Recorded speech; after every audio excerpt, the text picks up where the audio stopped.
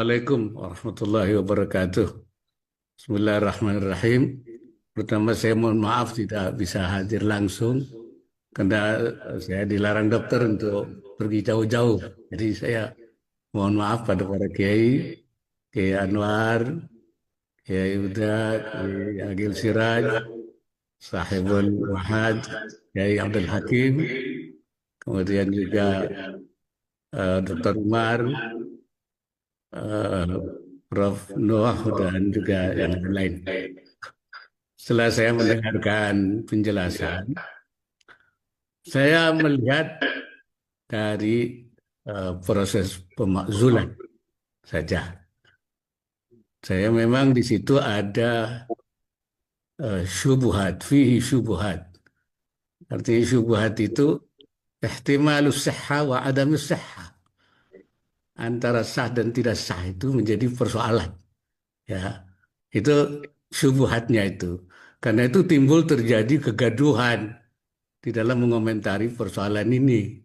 Ya, ya karena memang menurut saya memang ada persoalan di proses di penetapan pemakzulan itu baik dilihat dari aspek organisatoris maupun juga dari aspek etis.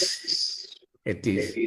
Dari organisatoris itu ada pasal yang mengatur pemakzulan tadi itu Rais Am dan Ketua Umum secara khusus di pasal 74 kalau tidak salah itu ya, kalau tidak salah ya, bahwa eh, muktamar luar biasa itu diadakan manakala Rais Am dan atau Ketua Umum, artinya Rais Am secara pribadi sendiri atau bersama-sama dengan Ketua Umum atau Ketua Umum sendiri dianggap melakukan pelanggaran berat terhadap anggaran dasar dan anggaran rumah tangga. Jadi di situ artinya penyelesaian persoalan yang menyangkut Rais Am dan Ketua Umum, forum penyelesaiannya adalah muktamar luar biasa. Oleh karena itu ketika ada aturan-aturan di bawahnya yang bertentangan dengan aturan anggaran dasar yang merupakan keputusan muktamar, mestinya tidak bisa berlaku. Mestinya tidak bisa berlaku karena bertentangan dengan induknya. Ya, dita'arud dengan induknya. Di induknya bahwa penyelesaian Rais Am dan Ketua Umum adalah di muktamar luar biasa. Di sini tadi ada perpu-perpu itu dilakukan di pleno bahkan rapat syuriah. Nah, itu saya kira ada ta'arud. Maka mestinya yang di bawah itu kalah.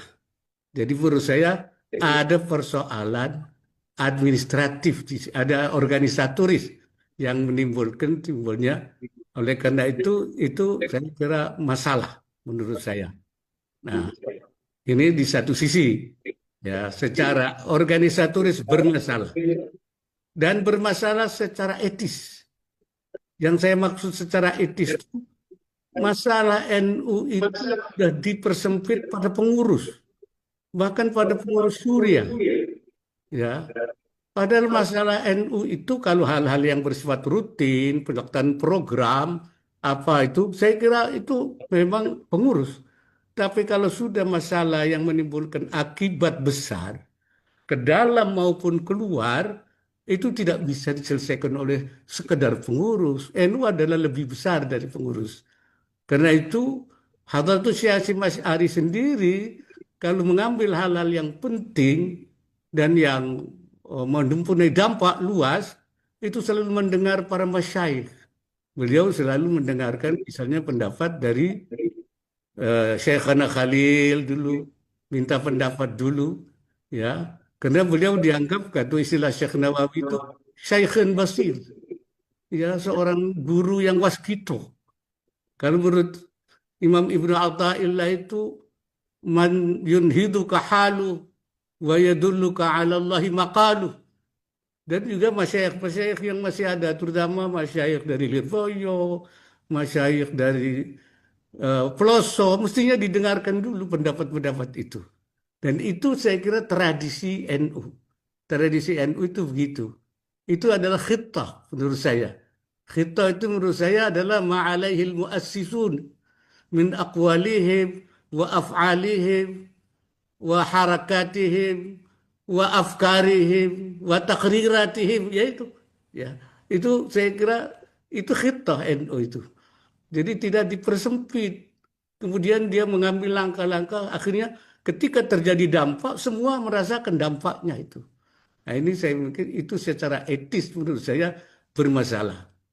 Memang saya dimintai pendapat waktu itu sebelum ada keputusan itu. Saya mengatakan islah saja. Kalau islah tidak bisa, kalau tidak bisa islah, ya muktamar saja menyelesaikan. Kalau ada pelanggaran berat ya muktamar. Luar biasa kalau ada yang dianggap sesuai dengan anggaran dasar. Tapi pendapat saya itu tidak didengar karena mungkin saya bukan Syekhin Basir atau mungkin pendapat saya itu mimma la tahwa anfusuk, ya. Jadi mereka memang tidak sesuai dengan apa yang mereka inginkan. Jadi ya, seperti itu. Oleh karena itu ya sekarang terjadi apa yang terjadi itu. Yang kita sayangkan, yang kita prihatinkan semuanya itu. Karena itu sesuai dengan keputusan di pelosok, sebaiknya kita kembali kepada islah saja. Kalau tidak islah, ya sesudah itu baru muktamar. Nah, muktamar ini bisa kalau muktamar ba'dal islah, nanti muktamar biasa itu. Artinya nggak ada masalah karena sudah islah. Tapi kalau tidak ada islah, ya muktamarnya luar biasa. Nanti kita selesaikan di situ. Kalau ketua umum melakukan pelanggaran berat, ya kita selesaikan.